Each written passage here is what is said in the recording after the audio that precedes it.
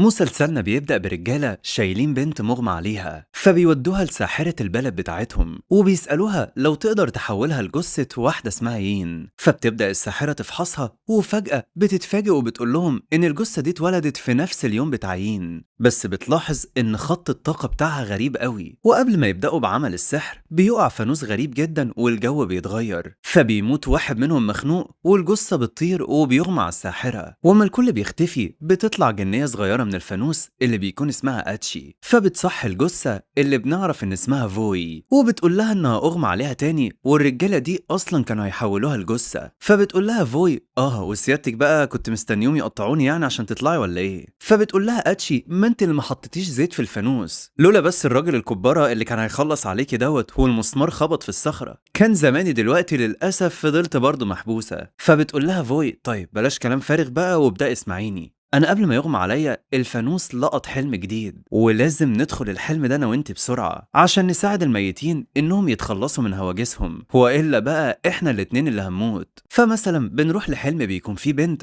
قرب يتنفذ عليها حكم الموت، والبنت ديت بيكون اسمها ليو وبتكون رافضه انها تاكل اخر وجبه ليها لحد بس ما يوعدها القاضي انه ينفذ طلبها وهي انها تدفن كامله، ولو وعد وخالف وعده دوت مش هتسيبه بعد الموت ابدا. فبيوعدها القاضي ان لو دمها وصل للرايه البيضاء هينفذ طلبها، وفعلا بيتم حكم الموت. بس القاضي بيكون ناوي انه يغدر وما يدفنهاش كامله، بس الغريب ان دمها بيوصل فعلا للرايه وبكده بيكون اخل بالوعد. وفجاه الجثه دي بتقوم من تاني. المهم بنرجع من الحلم وبتقول فوي انهم لازم يحققوا امنيه ليو الاخيره، وعشان كده هم هيروحوا هيسرقوا جثتها. بنعرف بقى ان فوي عندها قوه غريبه جدا بتخليها تدخل احلام الناس، وفي المكان اللي ماتت فيه ليو بيكون الناس خايفين جدا من انتقام الشبح بتاعها لأن جثتها قامت من الموت. المهم بعدها بيزورهم اللورد وو، فبيروح وبيسأل عن القاضي، بس سبحان الله قبل أصلا ما يكملوا الكلام بنسمع صوت صرخة، وما بيروحوا ناحية الصوت بيلاقوا إن في خدامة مفزوعة من الرعب هو بتقول إن الشبح ليو خلص على القاضي وإنها جاية عشان ترجع راسها ولو ما خدتهاش هترجع من تاني. المهم لما بيكشفوا على القاضي بيطلع أصلا إن مغمى عليه مش أكتر، فبيروحوا عشان يشوفوا الراس، فبيحلف لهم الحنوتي إنه شاف الجثة قامت ومشيت فعلا، بدليل ان القفل اللي من جوه اتفتح لوحده. فبيحكم وو عليه انه يتحبس لانه مش مصدقه. المهم فجأة بتمشي ناحيتهم اتشي وبيكون معاها حاجة كده متغلفة بقماشة، فبيهجم عليها الحراس بتاع وو لما بيحسوا انها جنية لكنها ما بتتهزش خالص. فبتسأل الامير لو عاوز يبدل معاها راس ليو، فبيقول لها وو انه مش هيبدل حاجة واللي عندها تعمله. وفجأة وقتها بتيجي فوي وبتحط راس خنجر على رقبته وبتقول لهم ان اسمها فوي وانها من وكالة تشوهان للحراسة، ولو عاوزين سلامة اللورد بتاعهم المفروض ما يعملوش اي حركة متهورة. المهم بعدها بتشاور للجنية اتشي وده عشان تشيل الراس وتحط مكانها اللفة السوداء، وبعدها بتمشي بوم من وسطهم. وفجأة المكان كله بينتشر فيه دخان وبتهرب عربية بالجثة. في تاني يوم بقى بيفوق القاضي وبيسأل على وكالة تشوهان، وبنعرف ان الوكالة دي من افضل وكالات الحماية، بس من 10 سنين كل عيلتهم اتبادوا في ليلة واحدة. المهم وقتها المساعد بتاع القاضي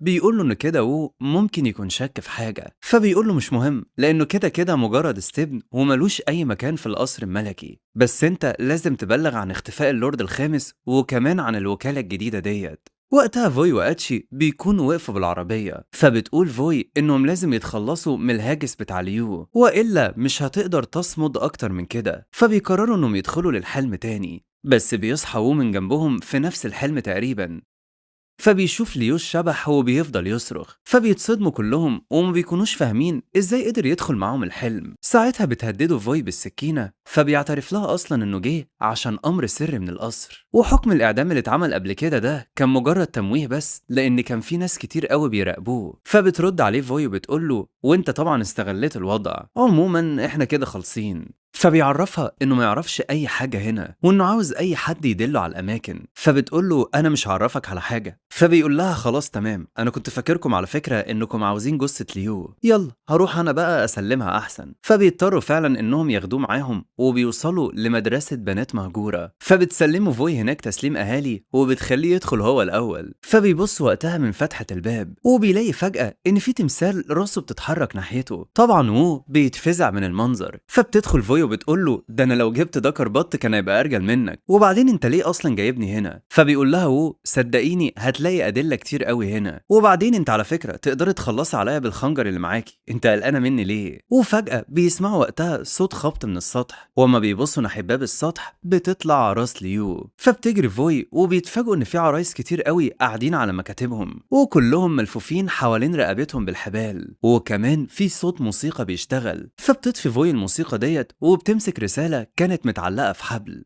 واما بتقرأها بيكون مكتوب فيها ان في عهد الملك جواتشو كان في 17 بنت ماتوا في ظروف غامضة. المهم بيمشي وسط العرايس وفجأة بيلاحظ حاجة غريبة جدا، فبيبتسم وبيقول لفوي ان في حد عامل نفسه شبح عشان يخوفهم، وما بينده عليهم بيكتشف اصلا انهم بنتين، وان في واحدة منهم كانت شغالة عند القاضي واسمها لين. فبتسأل فوي هو انت امبارح قلتي انك عاوزة تدفني جسم ليو، مين اصلا اللي اداك الحق في كده؟ فبتقول لها فوي على فكرة ليو بنفسها هي اللي طلبت مني كده في امنيتها الاخيرة. المهم بتسألهم هم يبقوا مين، فبيقولوا انهم هم اللي ورا كل اللي حصل في القصر، وورا كمان اختفاء الجثة وحالات الرعب اللي عملوها هناك. فبتسأله لين امتى اكتشفت كل دوت؟ فبيرد عليها وبيقول لها انه عارف انها كانت بتشتغل في المدرسة واكيد كمان تعرف ليو. فبتقول له لين ان في ناس خدعوني انا وابويا واننا اصلا ضحايا، وليو كانت امنيتها الاخيرة اصلا انها تدفن. المهم بنرجع بالزمن عشان نفهم ايه اللي حصل، فبنشوفهم وهم بيتعاهدوا انهم هيجيبوا حق البنات اللي ماتت. المهم بعدها بتسافر ليو عشان بتدرس، فبيفضلوا يتواصلوا بالرسايل وبتحكي لهم قد ايه الدنيا متطورة بره اكتر بكتير قوي من بلدها، وانها اتعلمت هنا حاجات كتيرة قوي. فبتقرر ليو انها هترجع لبلدها، واول ما بترجع لبلدها بيتقبض عليها على طول. بنرجع بقى من الفلاش باك وبنشوفهم بيدفنوا ليو وبيفضلوا يدعوا لها، بس الغريب ان هالتها الروحية ما بتدخلش للمصباح السحري. فبيقولوا ان امنية ليو ما كانتش انها تدفن اصلا، امنيتها الحقيقية انكم انتوا الاتنين تعيشوا بسلام. فبتقول لهم فوي يحطوا عود بخور ليهم هم كمان، وما بيعملوا كده هالتها الروحية بتدخل المصباح السحري، وبالتالي روحها بترتاح من العذاب. وطبعا بنفكركم ان كل دي افلام خيال علمي ولا تمس للدين ولا الواقع بصلة. المهم بعد ما بتخلص المهمة بيتحايل عليها وو انها ترجعه العاصمة، فبتقول لها الجنية اتشي الواد ده ذكي وهينفعنا جدا، خليه بقى يجي معانا في كل المهمات بتاعتنا. وبالليل بتقول لهم احنا بقالنا كتير قوي ما جمعناش كمية كبيرة كده من هالات ارواح الميتين، وكل ما بنجمع اكتر قوتنا بتزيد. فبتغير فوي الموضوع وبتسأل وو انت ازاي اكتشفت الامنية الحقيقية؟ فبيقول لها عشان انا راجل ذكي ولماح مش زيك غبية ودماغك شبه البطاطساية كده. هو بيفضلوا يضايقوا في بعض لحد ما بيتخمدوا وبيناموا. بنروح بقى بعدها لمعبد غريب جدا، فبنشوف واحد عمال بياكل لحمة نية زي المفاجيع بالظبط، فبيشوفوا راجل بالصدفة وبيفضل يصرخ وبيطلع يجري. وقتها بيكون في مكان مرعب جدا فيه اقفال وولاد محبوسين ولحمة في كل مكان، فبيتحرك وحش في المكان وبيكون في ولدين مستخبيين تحت الترابيزة ومرعوبين، بس لما بيلاقوا ان الوحش بعد عنهم بيتحركوا بهدوء عشان يهربوا. بس فجأة بيلاقوا ان الوحش جنبهم هو بيقول لهم مساء الخير يا حلوين، فبيصرخوا بصوت عالي وبيكون على وشك انه يمسكهم. فبيعضوا الولد الكبير وبيطلعوا يجروا لحد ما بيلاقوا ان في حد بيوصلهم البيت، ووقتها بيكونوا فرحانين جدا انهم الحمد لله عايشين. فبيقولوا الولد الكبير لاخوه الصغير اكيد ماما عامله لنا كيكه برتقان زي ما كانت قايله لنا. بس اول ما بيدخلوا بيلاقوا وقتها صوت امهم وهي بتعيط، وبتكون ماسكه جثه الولد الصغير وروحه بتبتسم وبتختفي، وبيطلع ان كل ده اصلا خيال من الولد الكبير اللي بيكون وقتها على ترابيزه الموت. اما الولد الصغير فبيكون خلاص اتكل على الله وريح العالم كله منه.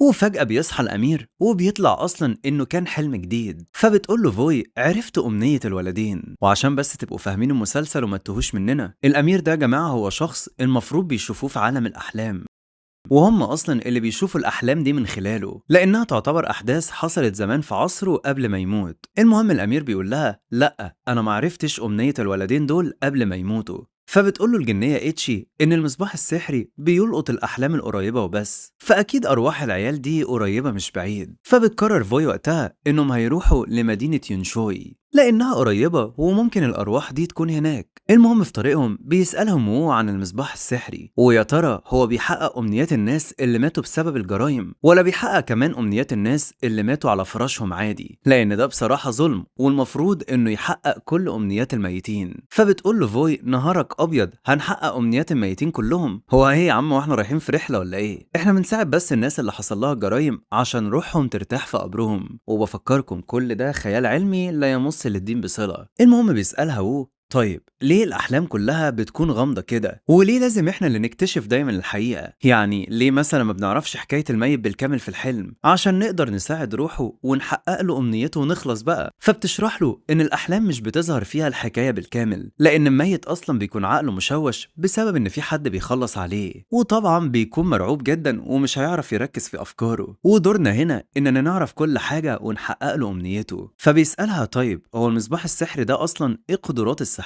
فبتهدده بالخنجر وبتقول له انت رغاي واسئلتك بقت كتير. المهم بعد شويه بيوصلوا لمدينه يونشوي، وهناك بيقابلوا القاضي المسؤول عنها، فبيزعق له بسبب الجرايم اللي عماله بتحصل في مدينته وهو اصلا في الكنافه وما بيعملش حاجه. فبيقول انا مالي يا عم، ده في واحد مجرم مثلا اسمه يان كان بيخلص على اي حد يجي في طريقه، هو الراجل ده اصلا ميت بقاله 20 سنه. فبيتصدموا وبتساله فوي الراجل ده مات ازاي؟ ساعتها بيقول لها انه ظهر فجاه قدام معبد اشورا المهجور، ولما مات قلبه اتشال من جسمه، والمعبد ده اصلا مخيف وفي اشاعات بتقول ان الشياطين هم اللي خلصوا على يان، وكل السكان طبعا كانوا مرعوبين ان شبح يان يظهر ويخلص عليهم. فاضطر القاضي اللي قبله انه يعمل شويه طقوس كده ودفن يان جوه المعبد، وخلى وحش بيحبس الارواح انه يمنع روحه من الخروج من القبر. المهم بيروحوا كلهم للمعبد بسرعه، وساعتها بيلاقوا تمثال لوحش قدام قبر يان. فبيسالهم هو ايه الوحش ده يا جدعان؟ فبتقول له فوي بص ده كده اسمه وحش القبور، وفي اساطير بتقول ان شعب تشوه كانوا بيستخدموا السحر وبيحضروا الوحش دوت، وده عشان يحبس الارواح الشريره. المهم بعدها بيروحوا البيت اخر ولد اتكل على الله ومات، فبيسال ابوه عن اسمه وعن اللي حصل له. فبيعيط الاب وبيقول لهم ابني كان اسمه دودو، وانا كنت جايبه للمدينه ديت عشان كان تعبان، وسمعت عن معالج شاطر جدا وخدته عشان اوديه عنده، بس اول ما وصلت جت عاصفه شديده جدا ودخلنا المعبد اشورا. المهم بقى بنرجع بالزمن عشان نفهم اللي حصل. فبيكون دودو وابوه في المعبد ولكن الحراس بيطلعوهم،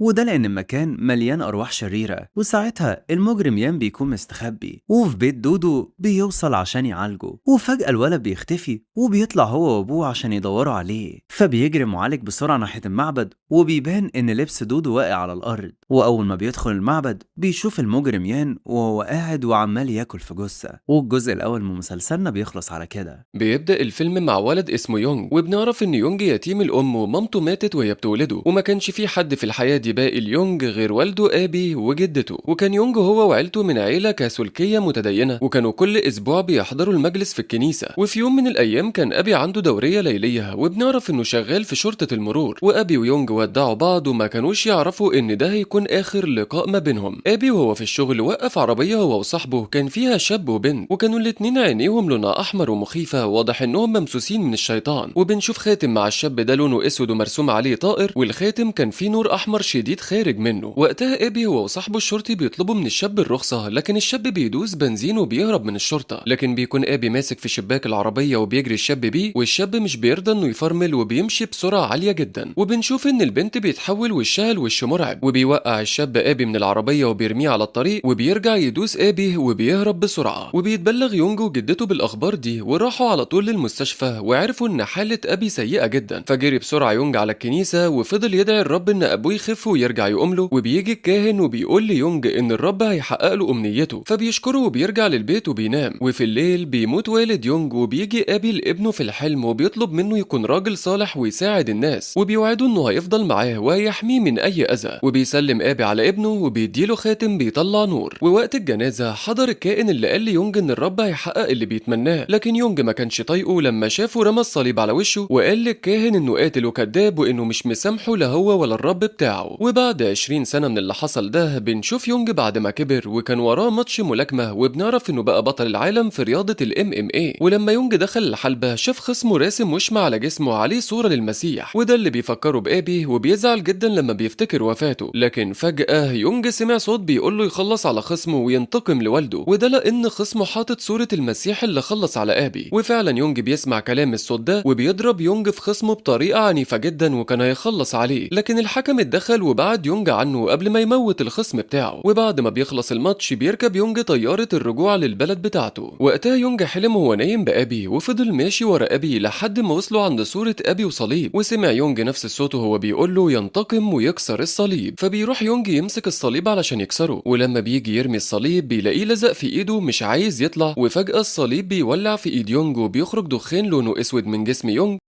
وصحي من الكابوس ده ولقى ان ايده محروقه فعلا وبتنزف. ولما رجع يونج للبلد بتاعته راح لدكتور علشان يشوف علاج لايده، والدكتور كتب له شويه ادويه وعرفه انه لازم يهتم بالجرح. وفي الليل وهو نايم بنشوف ظل كائن اسود بيقرب من جسمه، والكائن ده بيحاول انه يدخل جوه جسم يونج، لكن ايد يونج بتفضل تنزف بشكل متواصل. ولما الدم بيطلع من ايد يونج وبيشوف الظل الاسود ده بيختفي بسرعه، وبيفضل كل يوم الظل ده يرجع ويحاول انه يدخل جوه جسم يونج، لكن ايد يونج بشكل غريب كانت كل ما بتنزف هي اللي تحميه. وفضلت ايد يونج بالحروق اللي فيها وكانت بتوجعه، فراح للدكتور مرة تانية، فالدكتور عرفه ان مفيش في ايده اي حاجة وانه كتب له على الادوية. فقرر يونج انه يروح هو والمساعد بتاعه لوحده ممكن تعرف اللي عند يونج، وده لان مساعد يونج كان متأكد ان اللي بيحصل له ده حاجة بسبب الشيطان. ولما وصلوا عند البنت وبدأت تفحص يونج عرفته ان الشياطين حواليه كتير لانه بيحتقر ربه، وان الشياطين بيحاولوا انهم يأذوه، لكن الخاتم بتاع والده اللي عامله سلسلة هو اللي حميه. فبيتصدم يونج من كلامها ده وبيعرفها ازاي عرفت بخاتم والده. فبتكمل البنت كلامها وبتقول له ان في صليب جنب بيته، وانه لما يوصل لمكان الصليب ده هيقدر انه يلاقي الشخص اللي هينقذه من الشياطين دي. وفي الليل بيقدر يونج انه يلاقي الصليب اللي جنب بيته، وبيطلع انها الكنيسة وبيروح عندها، وبينزل من العربية وبيكون داخل للكنيسة. ومرة واحدة يونج بيلاقي غربان كتيرة جدا جاية عليه وهتهاجمه، فبيرجع بسرعة للعربية وبيقفل على نفسه، والغربان دي بتفضل تضرب في شبابيك العربية. وفي الوقت ده بنشوف جوه الكنيسة كاهنين، والكاهنين دول كانوا بيعملوا طقوس لطرد الأرواح الشريرة من جسم واحد. الكاهن الأكبر كان اسمه آهن، والكاهن الشاب اسمه تشاي، وبيفضلوا هما الاتنين يعذبوا في الروح الشريرة. لكن الروح الشريرة اللي في جسم الراجل بتتعصب جدا وبيفك الراجل نفسه وبيقوم يهاجم آهن. ولما بيشوف تشوي المنظر ده بيهرب بسرعة من الخوف. وقتها بيفضل الراجل يضرب في آهن، وتشوي وهو بيخرج من الكنيسة الغربان بتسيب يونج وبتهاجمه هو، فبيقدر يونج أخيرا إنه ينزل من العربية. وفي الوقت ده كان آهن بيتخنق وهيموت، لكن يونج أنقذه ضرب الراجل اللي فيه الأرواح الشريرة. وبيقدر يونج إنه يضرب الراجل الممسوس ضربة عنيف، وبيضربه بإيده اللي فيها الحرق. والغريبة إن وش الراجل بيتحرق لما إيد يونج بتلمسه، فبيحاول آهن إنه يطفي النار وبيدلق مية مقدسة على وش الراجل، لكن النار بتزيد أكتر في وش الراجل. وبعد مدة مش طويلة بنعرف إن الروح الشريرة اتحرقت والراجل بقى تمام. وهنا بيكشف له آهن إن الجرح اللي في إيده ده جرح مقدس، وإنه ظهر في إيد اليسوع وهو بيتصلب، وإنه مش بيظهر غير بس عند الناس اللي إيمانهم قوي. لكن يونج مش بيهتم بالموضوع وبيعرفه إنه مش حابب ربه أصلا، وبيسأله عن طريقة الشفاء بتاعة إيده. وفجأة الصوت اللي بيجي ليونج جه في دماغه مرة تانية، والصوت كان بيأمره إنه يخلص على آهن وياخد حق والده منه هو كمان. فبيقرأ آهن من كتابه المقدس شوية كلام وبيقدر إنه يشفي بيهم يونج اللي كان بيتألم من الصوت اللي في دماغه. وعرف آهن قصة يونج بالتفصيل، وعرف إنه مش بيعرف ينام كويس. فيونج راح معاه للبيت بتاعه وحط له يونج صليب جنب سريره وقرا شوية كلام، وعرفه إنه هيعرف ينام كويس الفترة اللي جاية، وبيطلب منه إنه لو احتاجه في أي وقت يدور عليه وهيلاقيه. وبعدها بنشوف آهن وهو راجع للمسكن اللي بينام فيه، وبيلاقي تشوي مستنيه وبيعرفه إنه حاسس بالذنب عليه، وبيطلب منه السماح وإن اللي حصل ده مش هيتكرر تاني. فبيعرفه آهن إن كل حاجة تمام وإنه خلاص سامحه. وبنشوف يونج اللي نام بشكل كويس وصحي في النهار ولقى الصليب اللي آهن حطهوله، فبيتعصب يونج جدا من الصليب واخده ورماه في قعدة الحمام. لكن قبل ما يفتح السيفون بياخد الصليب من القعدة وبيغسله، وبيقدر إنه يوصل للمسكن بتاع آهن. ولكن لقى كاهن تاني اللي موجود، وكان يونج عايز يدي لآهن الصليب. فعرفه الكاهن إن آهن في مهمة في الفاتيكان، وإنه مبعوت لكوريا هنا عشان يخلص على واحد اسمه سقف الظلام، وإن سقف الظلام ده هو أكبر عابد من عبدة الشيطان، وإنه لازم يموت في أسرع وقت. وفي مكان تاني بنشوف واحد اسمه جي صاحب حانة ليلية، وكان جي بيتهدد من زعيم عصابة إنه هيدمر له الحانة لو ما ساعدوش. فبيقول له زعيم العصابة إنه هيدخل بيدخل شريك في مشروع مع واحد بمبلغ كبير، وبيطلب منه يتأكد له لو الراجل اللي هيدخل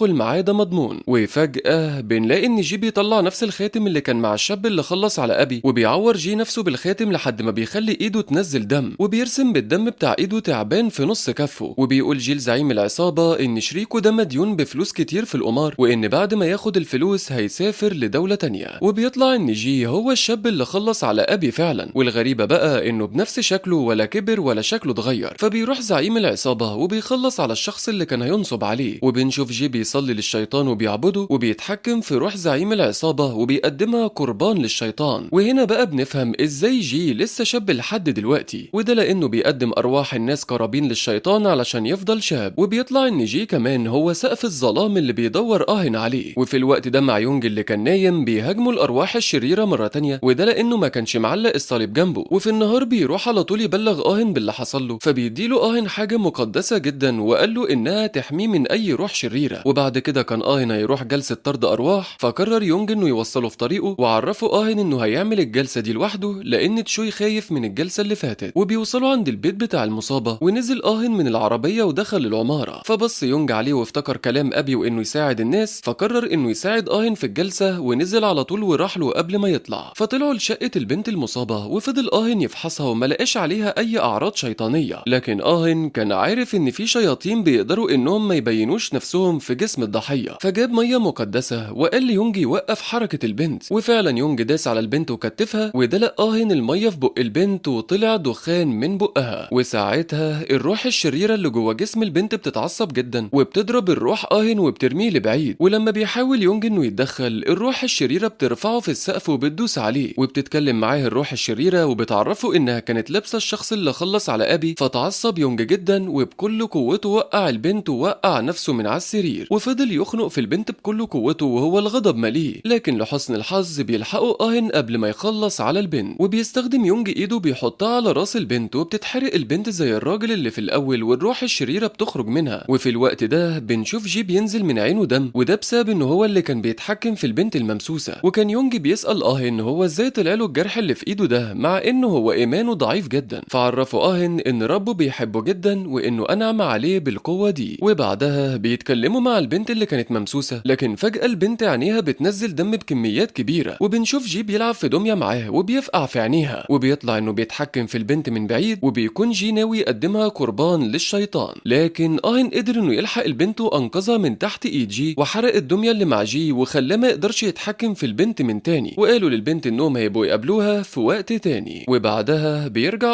هو ويونج للبيت بتاع يونج، وبياكلوا مع بعض وبيعملوا حفله صغيره كده، وبيتصاحبوا على بعض، وبيشرب خمرة قدام يونج وبيبقوا صحاب. وفي الوقت ده مع جي كان بيتكلم مع الشيطان، والشيطان عرفه ان الكاهن بيدور عليه وعايز يخلص عليه، واداله الشيطان شوية تعليمات علشان يقدروا يوقعوا وبعد كده راح جي لدار ايتام، ولقى مجموعة من الاطفال بيضربوا في طفل وبيتنمروا عليه، فبعدهم عن الطفل وقعد يتكلم معاه. وقدر جي انه يملى عقل الطفل بالافكار الشيطانية، وخلى الطفل يسلم جسمه للشيطان. وبعد كده راح جي وهو متنكر على شكل تشوي ليونج وقابله، وقال له انه كاهن تشوي، صدقوا يونج لانه ما شافش وش تشوي قبل كده. وبدا جي يتكلم ويقول ليونج انه اكتشف حاجه خطيره عن وبيقول له ان ده هو سقف الظلام، وانه بيعبد الشيطان، وبيقول له انه بيخدع كل اللي حواليه، وانه جه علشان يحذره. وفضل يملى عقله بتفكير مش كويس ناحيه وبيدخل الكلام في عقل يونج وبيشك في فبيستغل جي الفرصه، وبيقول له ان عنده علامه زي اللي في ايده، وانه كل ما بيستخدمها بيضعف، وبيقول له ما يساعدش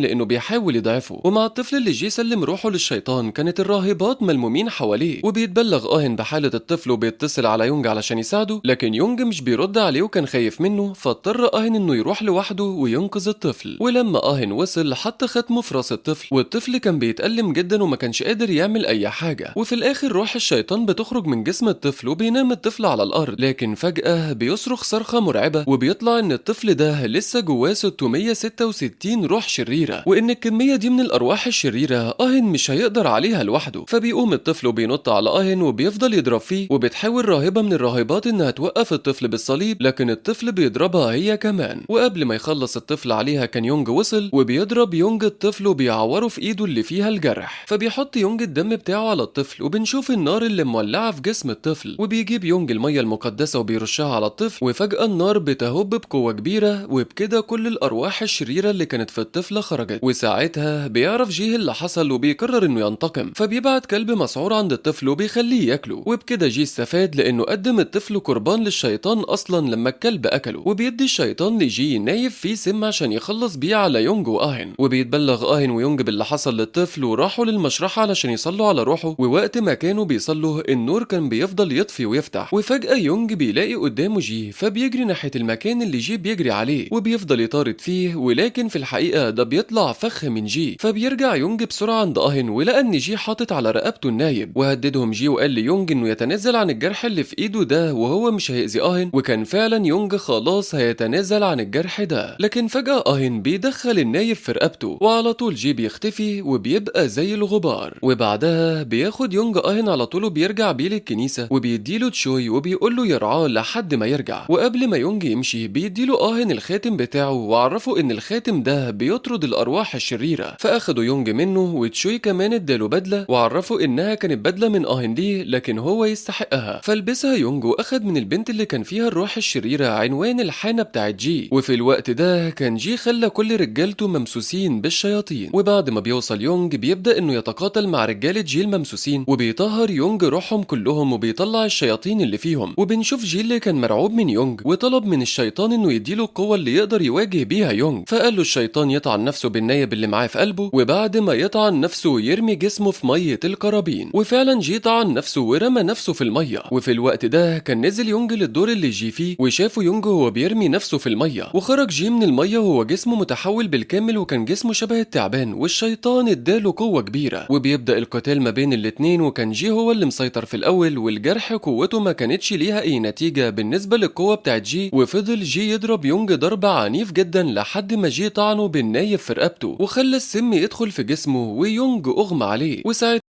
بدأ يحلم بآبي، وكان بيفكروا آبي بالوعد بتاعه، بيقوله انه قال له انه هيحميه قبل كده. فبيزود آبي قوة يونج وبيخليها اقوى بكتير. فبيصحى يونج من الحلم وبيلاقي ان ايده بتتحرق بنار لونها ابيض، والسم اللي دخل جوه جسم يونج النار بتخرجه كله وبيتعافى. وبيقوم يونج تاني للقتال، وبيبقى القتال ما بينهم هما الاتنين متعادل، وقوة الاتنين بتكون قد بعض وبيفضلوا يضربوا في بعض. وعلشان يونج يقدر يعزز قوته اكتر ويقويها بيحط في النار الخاتم بتاع اهن، وبيستخدم يونج كل قوته وبيضرب جي ضربة قوية جدا. ومش بيقوم جي تاني من الضربة، فبياخد يونج النايب اللي كان معاه وبيحرق يونج النايب في النار المقدسة وبيحوله لغبار. ولما النايب اتحرق بيموت يونج في نفس اللحظة. ولما بيجي يونج يمشي من المكان ده بيلاقي الشيطان بعت مجموعة كبيرة من الايادي فوق المية بتاعت القربان، والايادي دي كلها بتسحب جسم جي للمية. وبيرجع يونج للكنيسة وبيلاقي ان اهن هو كمان خفوفاء، وعرفوا يونج ان مهمته كده خلصت، وانه خلص على سقف الظلام وكسر النايب بتاع الشيطان. وبيحضنوا بعض وبيفرحوا بالانجاز اللي حققوه. وبعدها بيرجع اهن البلد بتاعته من تاني، وقبل ما يمشي بيسيب لتشوي الصليب بتاعه، وبيسيب له رسالة تشجيع مكتوب فيها انه مستني يسمع اخبار عنه، وانه بقى امهر طارد ارواح شريرة في كوريا كلها. وهنا بيخلص الفيلم.